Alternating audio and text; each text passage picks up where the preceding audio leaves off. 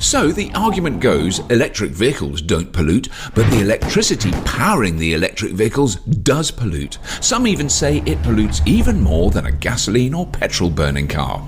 If we're going to look beyond the EV itself to the energy that powers it, shouldn't we do the same for the fossil-fueled combustion car? So what goes into producing the fuel that you burn in your car every day?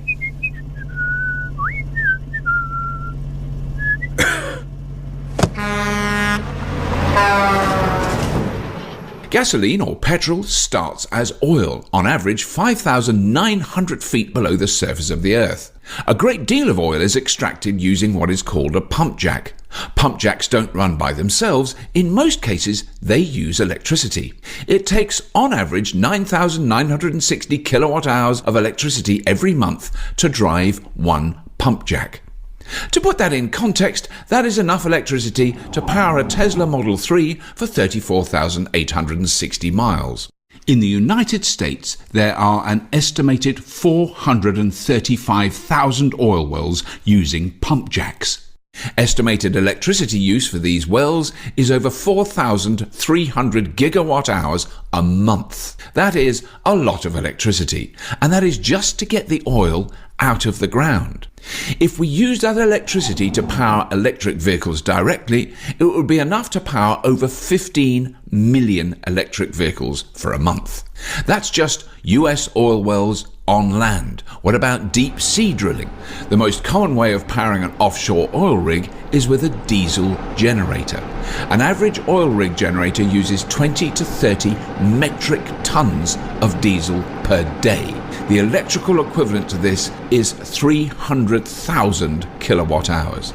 There are an estimated 1,470 offshore oil rigs in the world using over 1.3 billion kilowatt hours of energy a month.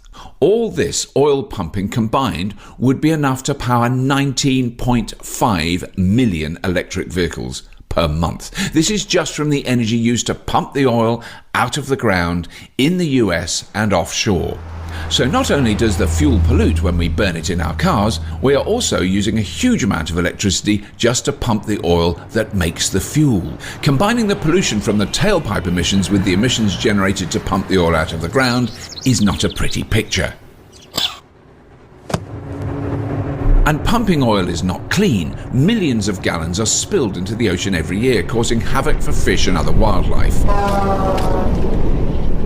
Then that oil needs to be transported. Most of the oil is pumped through pipelines. There are over 337,000 miles of pipeline in the world, carrying most of the 100 million barrels a day we consume. These pipelines use pump stations that use even more energy. Oil is also shipped. The oceans are unregulated as regards emissions, so ships use the cheapest, dirtiest fuel possible to keep costs down, making them one of the largest pollution sources on the planet. Shipping is responsible for an estimated 1 billion tons of CO2 per year, and 10% of that is shipping oil. Because these tanker ships pollute so much, many countries do not allow them to operate near their coastline, so they have to be towed into port where the oil is transferred to a refinery. Refining oil takes a huge amount of energy and generates even more pollution. Refining is done by heating oil up to 800 degrees Fahrenheit or 420 degrees centigrade. Heating 100 million barrels of oil a day to these temperatures requires an enormous amount of energy. Heating this oil generates so much pollution, refineries create a serious health hazard anywhere they operate. Refineries are the #1 pollution source in many major cities around the world.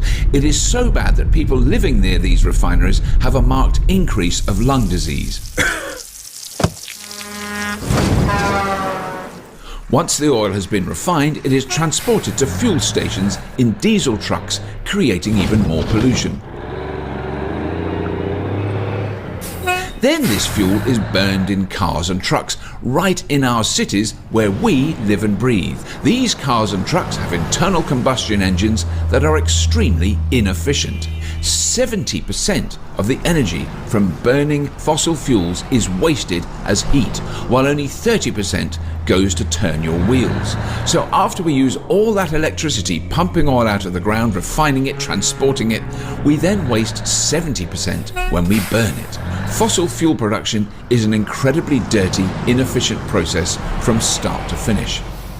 When we contrast all this to powering an electric vehicle, the difference is very stark. Electricity does not need to be pumped from thousands of feet underground, transported with trucks or trains, or pumped along pipelines. It does not need to be shipped overseas. It does not need to be refined, and it is not polluting where we live and breathe.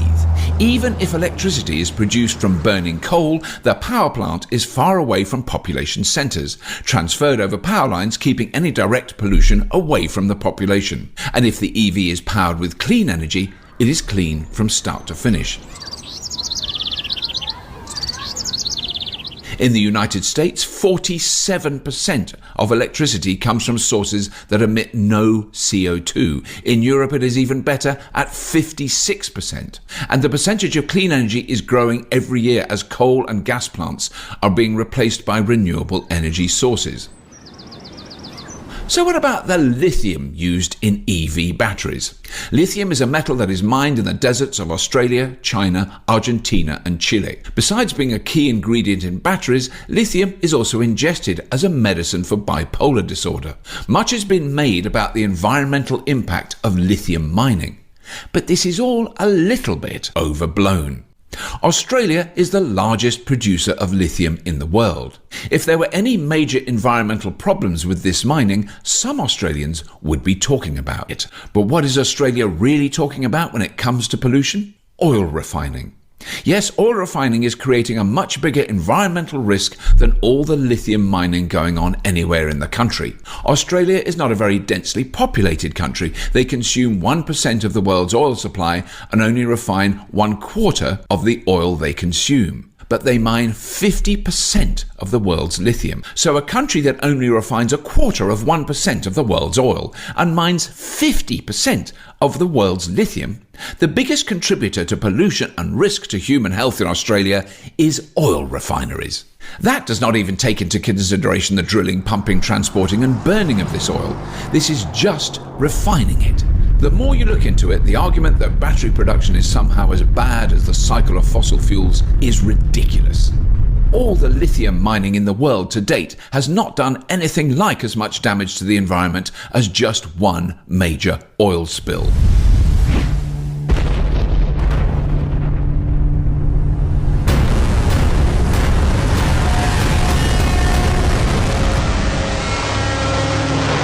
So, what about the batteries? What happens to EV batteries when they get old and are discarded? When no longer practical in an electric vehicle, the batteries can be used as energy storage to power a home or business, giving them a second life. And when they're no longer any good for this, they are recycled, broken down to recover the valuable metals in these batteries to be used in the next generation of electric vehicles.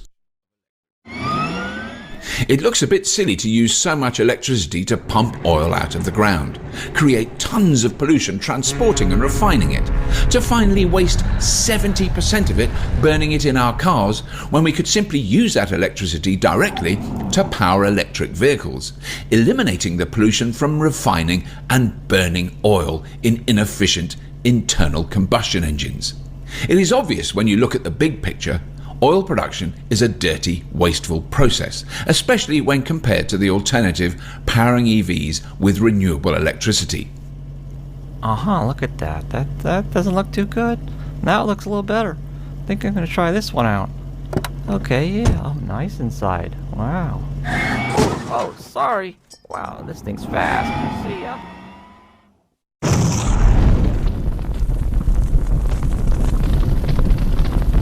What can you do?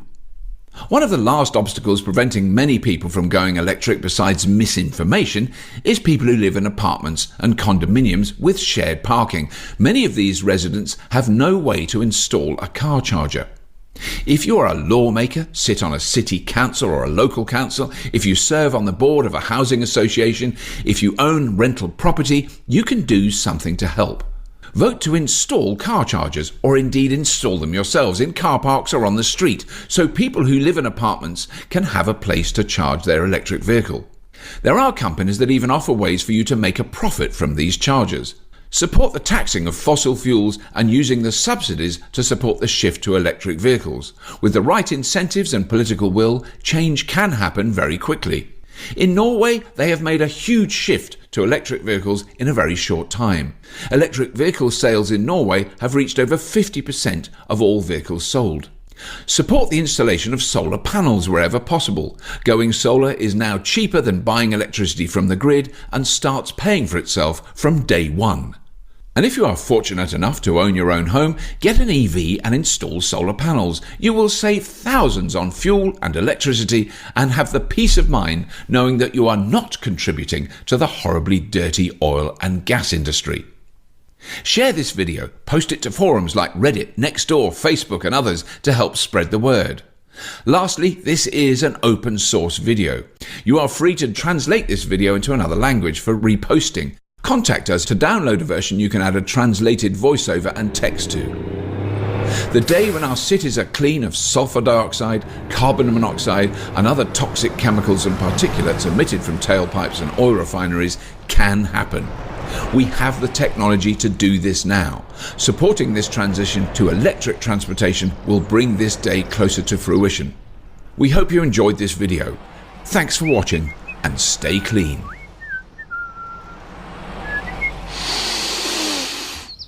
Ah.